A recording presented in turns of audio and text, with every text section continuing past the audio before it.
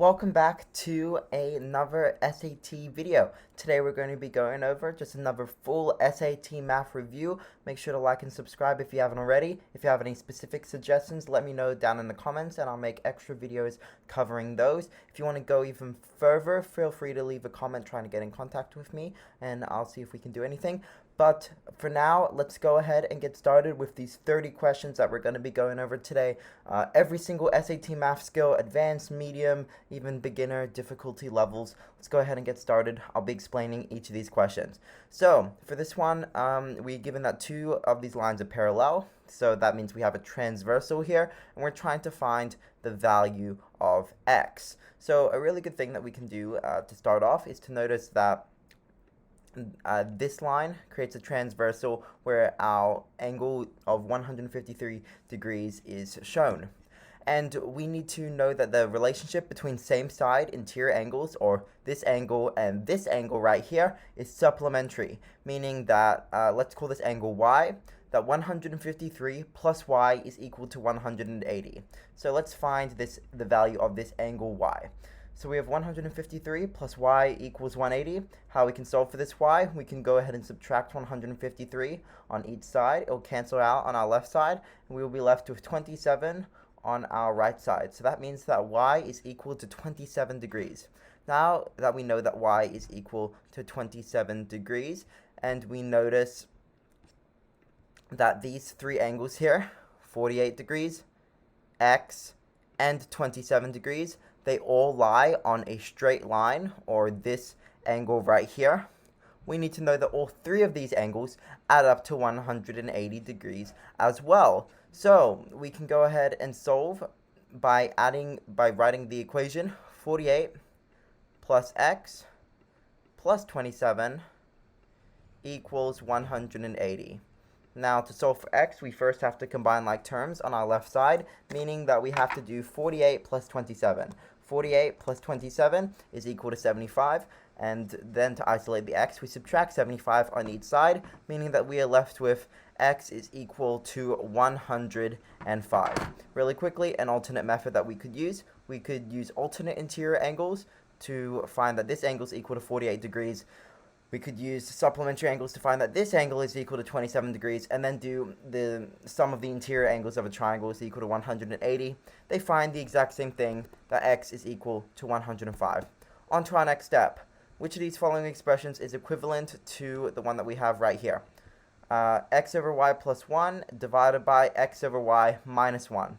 A great way to do this is to first combine our minus 1s and our plus 1s by getting common denominators. In order to get a common denominator, well, let's take the numerator for example. X over y plus 1. We need the 1 over 1, which is the same value as 1. We need that denominator to be equal to y. So we just multiply both the numerator and denominator by y. So we have x over y plus y over y. And x over y plus y over y is x plus y over y. So that's our new numerator. With our denominator, it's instead of x over y plus y over y, it's x over y minus y over y, which is simply x minus y over y. So with x plus y over y being our numerator and x minus y over y being our denominator, we can now change this vertical division into a horizontal division sign and set it up to look like this. X plus y over y, horizontal division sign, x minus y over y. Now, if you recall from elementary school, we do keep, change, flip here. So we keep the first fraction the same, we change the division sign into a multiplication sign, and we find the reciprocal, or flip, the last fraction. So it's x plus y over y times y over x minus y. Now, we can do this multiplication. If you know anything about cross reduction, we can reduce both of these terms by just factoring out a y from each of them. That means that this turns into 1 and this one turns into 1, meaning they're equivalent. And then we can just do some horizontal multiplication. X plus y times 1 is x plus y. So we're left with x plus y in our numerator. And then 1 times x minus y is equal to x minus y. So then we are left with the fraction x plus y over x minus y, which matches answer choice C. and is the correct answer for this question. The exponential function is graphed in the xy plane if the graph contains the points 0, 18, and 4, 3, which of the following could be the value of h. So the easiest way to do this, we are given a y-intercept, and we are also given a coordinate pair.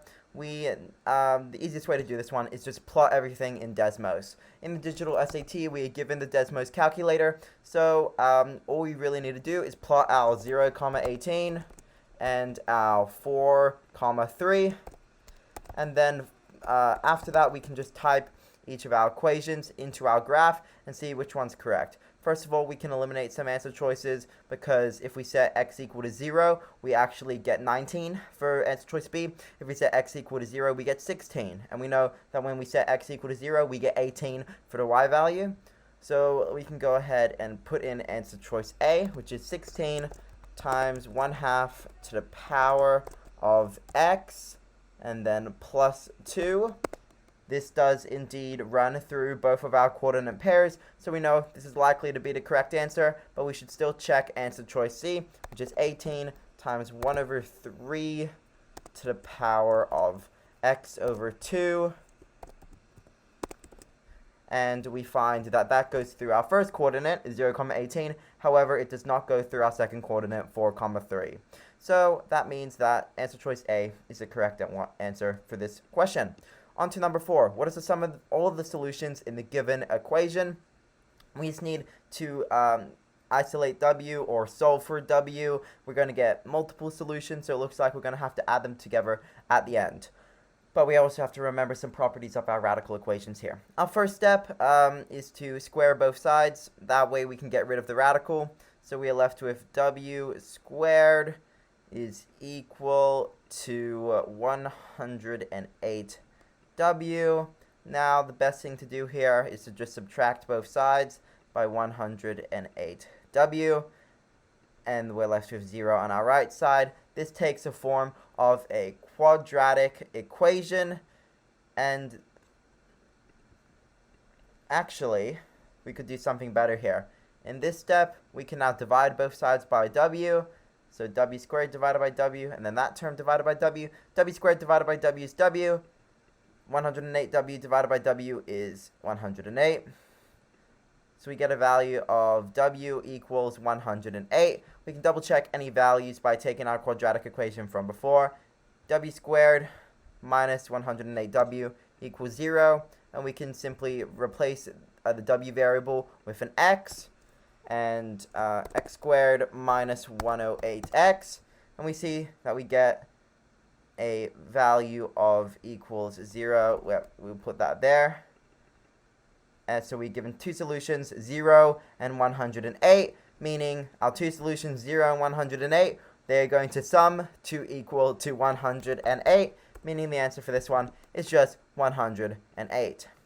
Okay, using the Doppler effect, astronomers can determine the frequency of light, f of v, in terahertz emitted from a galaxy with a velocity of the direction towards Earth of v as a fraction of the speed of light c. It is true that galaxies with the velocity of 0 toward Earth emit light with a positive frequency, and the frequency is never 0 terahertz for any velocity. Additionally, as the velocity towards Earth increases, the frequency of light emitted increases.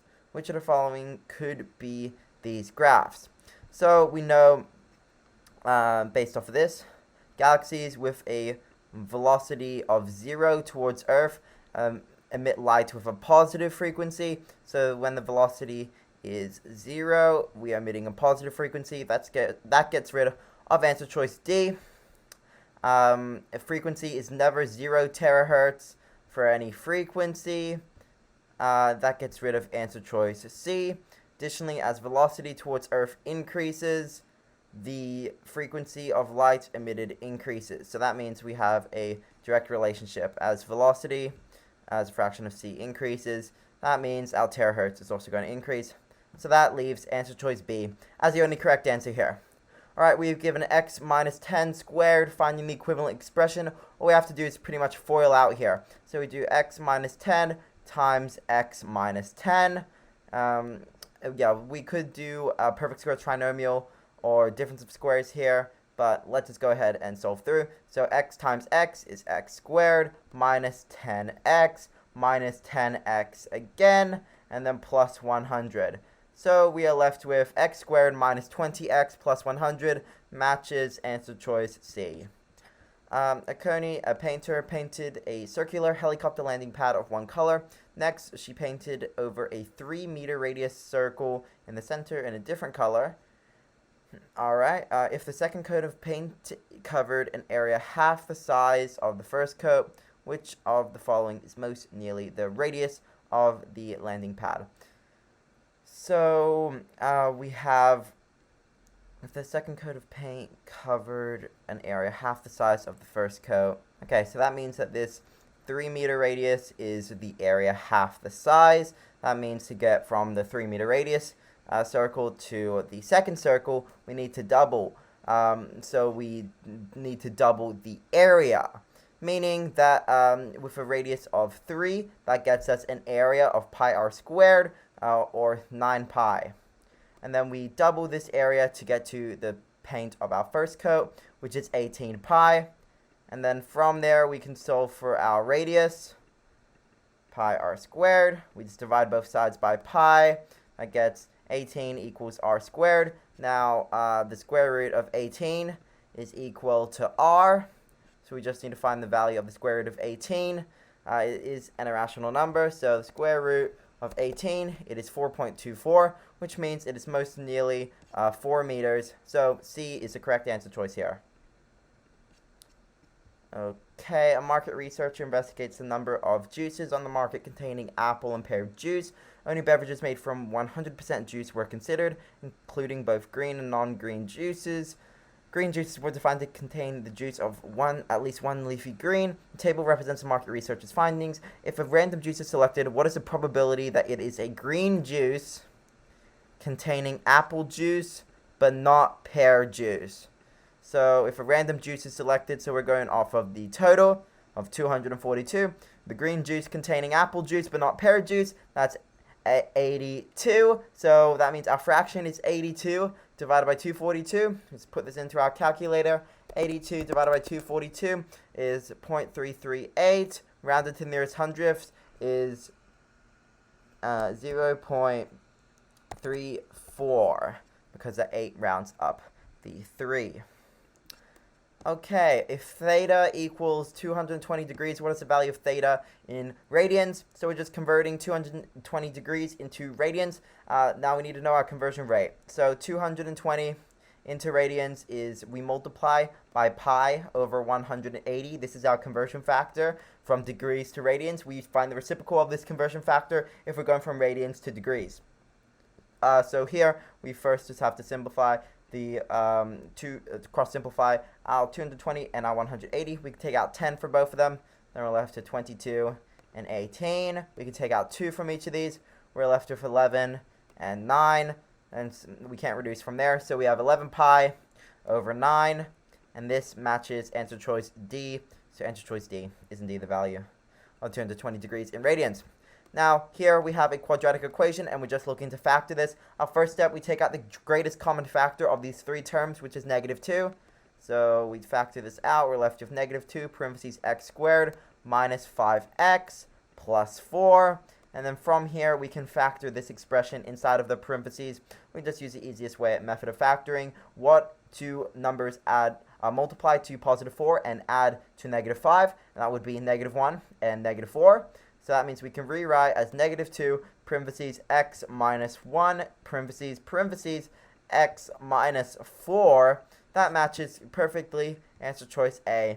So that is the correct answer for this question. Brett plans to build a fence in his backyard. His design is shown in the figure with the dashed lines representing the fence. Brett would like to make X the width of the fence as wide as possible, yet remain on a budget. He has $490 to purchase fencing that costs $7 per foot. What is the value of X in feet? Our first step is to just divide this 490 by 7. 490 divided by 7 is equal to 70. So that means we have 70 feet to work with. We already have 30 feet. That's guaranteed to be used up. So we can subtract 30 feet. Now we're left with 40 feet for the value of our x's. Since they both have to be the same, the maximum possible value for one individual x to be and not exceed that 40 feet that we have allotted is 20. So that means both of these are equal to 20. That way 20 plus 20 plus 30 is 70 feet, which is our allotted amount. So the value of x is 20. All right, on to this next question. The figure shows this circle. I believe that there is some flawed information here in these first two sentences, as it is unnecessary. Let's just move to this part right here. Area of 36 pi has a sector with a central angle of 11 over pi radians. Now, when we have radians to find the area of a sector, we use this formula: 1/2 times r squared times our angle in radians. So it's really 11 pi over 6, and we have our r squared. If our area is 36 pi, we can solve by using our formula, pi r squared, to get the radius as 6 if we solve that equation. So we simply have 11 pi over 6 times 6 squared, which is 36, times 1/2. We get 66 pi when we do 36 times 11 over 6 pi. And then we have 66 pi times 1/2, and that's just equal to 33 pi, which is answer choice C. Now, on to our next question. We're trying to find the value of x in this figure. So this gives that this side is equal to this side equal to this side. So we just have to match up the triangles pretty much to determine, oh, is x equal to 32, or is it equal to this angle right here? So we just match up the triangles. We kind of like flip side AB to match side CD. So we can do that really quickly. Side AB, side AC, and then side BC. Right here, where our 4 is side AB. AC is equal to 3.2. And BC is, that side length. We know that angle A is equal to 115. Angle C is equal to 32. And we're trying, angle ACB is equal to 32. So that means to find this angle, we need to find the sum of the interior angles of a triangle in order to find what is the equivalent of angle ABC. So that means we have 32 plus 115 plus x equals 180. 32 plus 15 is 147. Then we just do 180 minus 147. For that, we get 33. So that means the value of x in this figure is 33 degrees. What is the x-intercept of the graph of y equals x minus 5 squared? Well, x-intercept is the x value where we get the y value of equal to 0. And we can see here, if x is 5, 5 minus 5 is 0. 0 squared is 0. So we just get C for the answer. An ecologist measured the population of brown bears in a North American region and the number of deforested areas in the same region since the year 2000. The study concluded that as the population of brown bears steadily decreased, the number of deforested areas steadily increased during the same period. Based on this area, which conclusion is valid? So we can eliminate answer choice C, which says there's no evidence. There is. Okay, an increase in the number of deforested areas in North America since 2000 caused. Now, caused is very strong. We have a correlation here, but that's not equal causation. So we can get rid of these two answers. Then we see D, there's evidence of an association. That's very important between the population levels and the number of deforested areas. Answer choice D is correct. Earns a 4% commission on the first $30,000 of sales he makes per month. He earns a 5% commission of the portion of his portion sales over 30,000.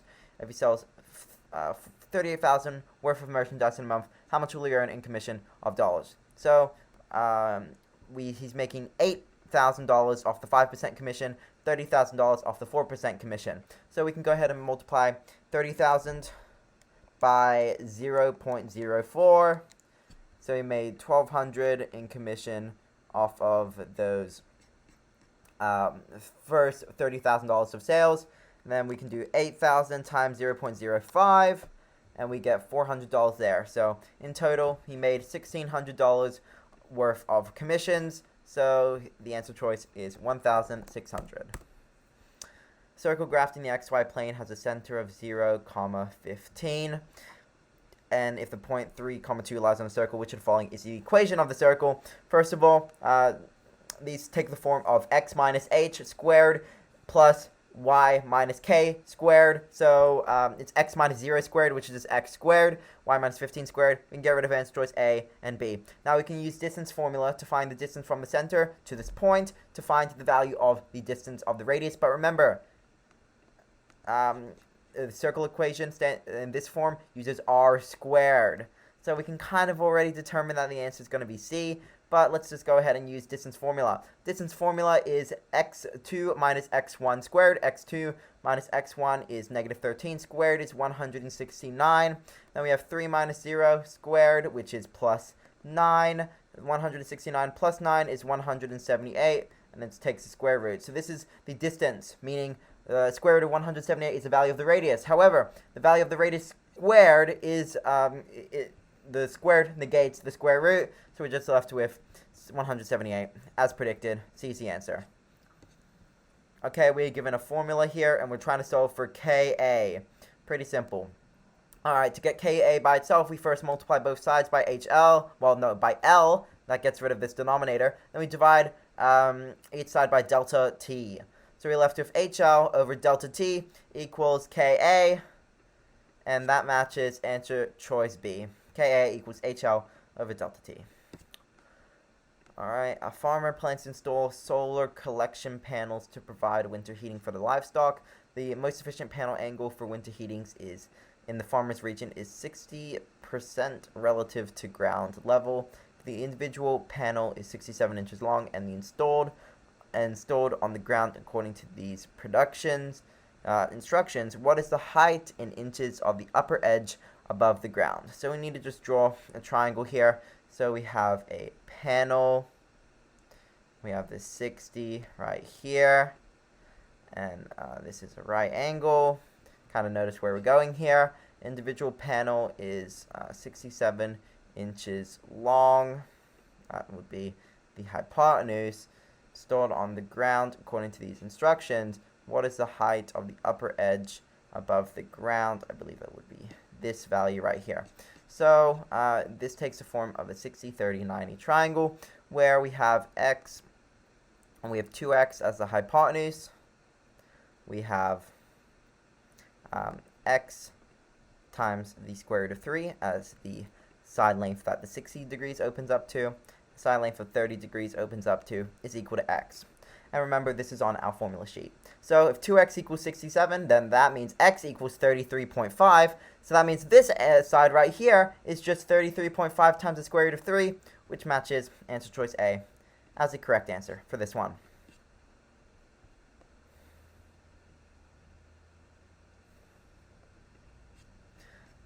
Okay, really easy question here. 8x plus 8 equals 108. We just need to solve for x, get it by itself. Now plus 8, we just subtract it from both sides. We have 8x equals 100. Then we divide by 8 on both sides to get the x by itself. So we're left with the solution to this equation is 100 divided by 8.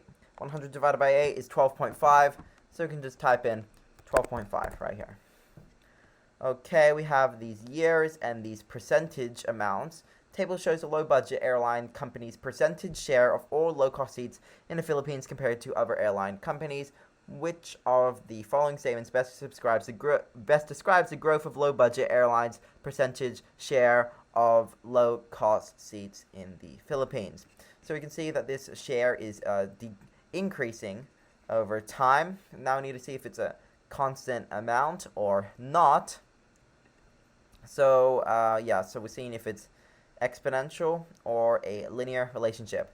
Between 2004 and 2006, we have an increase of 6% between these 2 years, have an increase of 9% between these 2 years, we have an increase of 13% between these 2 years, we have an increase of 22%. So you might notice it's not linear. Linear relationships have a constant rate of change. We can get rid of these two. And remember, this is per 2 years what we have right here, because we're going 2 years between the two. 8 times 6 times 1.3 is 7.8. 7.8 times 1.3 is 10.14. So let's just determine this. If it's 1.3 each year, we're gaining from 8 years. That would be 1.3 to the power of 8 times our original amount, which is 28. And then we have half of that, 1.3 times power 4 times 28. Yep. So when we do 1.3 each year, we're left with 228% by 2012. When we do 1.3%, 1.3 every 2 years, we are left with 79. So that means that the answer choice is D. The growth is approximately exponential since percentage increase grows at an average rate of 1.3 times every 2 years. Okay, given a polynomial, what are its zeros? Zeros is just when each of these factors are equal to 0. So this value right here, for our first factor, is just pi over, square root of 3, since that gets this by itself.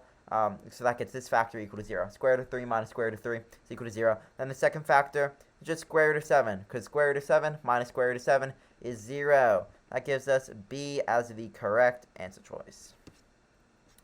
Based on the random samples, river heights, oceanographers estimate that 4,800 cubic kilometers of fresh water is discharged into the Arctic Ocean annually. This estimate has a margin of error of 240 cubic kilometers at a 90% confidence level. Which of the following is the most reasonable claim by the volume of fresh water discharged annually into the Arctic Ocean? Yeah, margin of error goes plus and minus. So we can go 4,800 minus 240. That gets 4,560. And then also plus.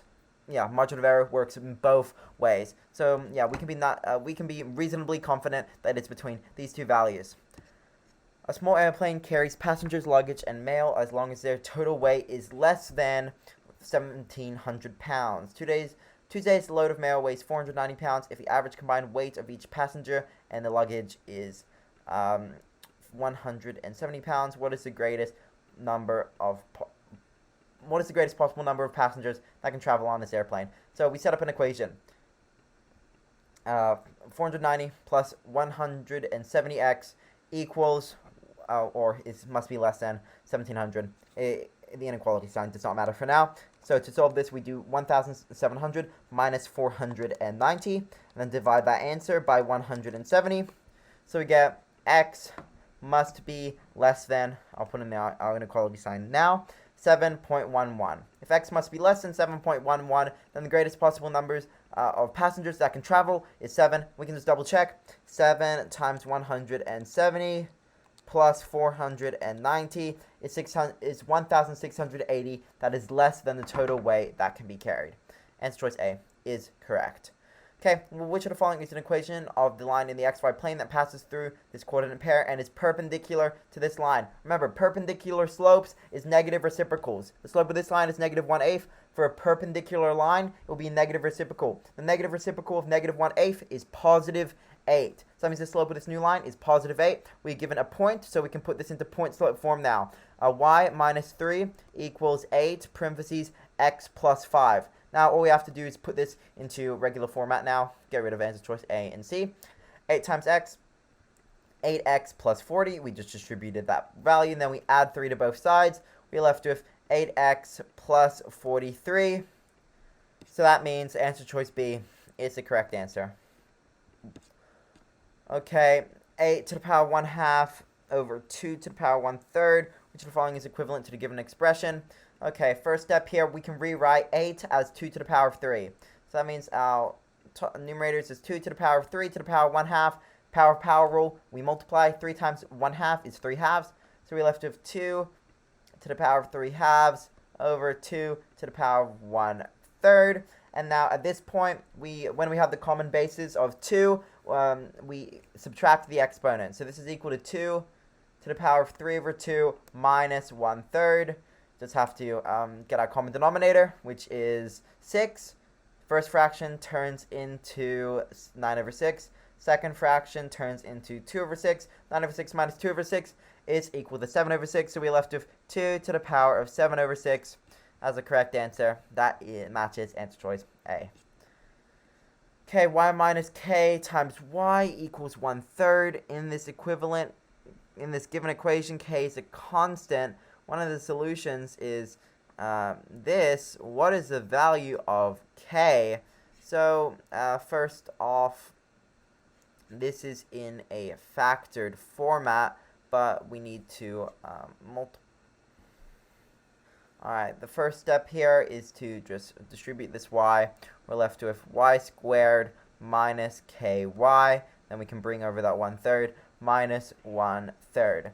Now, the best way that we can do this, we can put this into our quadratic equation, where we have a equals 1, b equals negative k, c equals negative 1/3.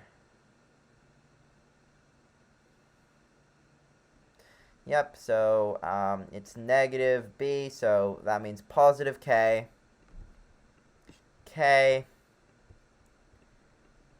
plus or minus the square root of k squared. Remember, negative squared is just going to cancel out. Plus 4, parentheses a, parentheses c, well, minus 4, parentheses a, parentheses c, which is just minus 4 times negative 1/3, which is plus 4 times 1/3. And then over 2a, a is equal to 1 over 2. Okay, you might notice where our k's are and what value k must be. K squared, 9 squared is just 3. So that means k must be equal to 3. So the value of k is just 3. That's simple. Okay, we're given a box we're given a box plot that depicts the number of law degrees in thousands conferred each year in the United States over a span of 49 years. No 2 years had duplicate numbers of degrees conferred. In the next year, if the next year there are 46,000 degrees confirmed, how that affected the range, mean, and median of the numbers. So if we get a value of 46, that is going to increase the range, because currently our highest is approximately 44.5. So it's going to increase the range. We know that to be true. It's going to increase the mean, because we know that that's going to be true if we increase the mean. Well, if we add an outlier, that means our mean will increase. And now we need to see if our median will increase. If there is 49 data points, and notice, no 2 years had duplicate numbers of degrees. That means if we add another outlier, our median will indeed move as well. So that means that they will all increase. Alright, on to question number 29. We're given a quadratic equation, and we're just trying to find the equivalent expression that displays the value of the baseball's maximum height. To find a maximum height, or the biggest value of y, we're looking for the vertex of the function, meaning that we have to put this equation into vertex form. Now, the best way to do this is indeed, well, the only answer choice here that is in vertex form is answer choice A. So you can be reasonably confident with this. Let's just check in our calculator. We would just type in our original equation, substituting out t for x. So we have negative 16x squared plus 64x, and then plus 4. We can zoom in. Notice that the maximum height value is 68. The only equation that has 68 as a constant or coefficient is answer choice A. Okay, on to this last question. We have 3k over k plus 4 minus 4k over k minus 2 equals negative 5. So this looks complicated. All we have to do pretty much is just type this into our Desmos calculator. Once we type this into our Desmos calculator, it gives us the values of x equals negative 2 and x equals 5, meaning that these are both solutions. So answer choice D is the correct answer. For this one, Okay, that's 30 questions done. Make sure to utilize our calculator whenever we can. If you have any more questions, just leave it in the comments. I'll be happy to answer them. And make sure to have a great rest of your day. Congratulations if you made it to the end of this video, and good luck with your studying. Goodbye.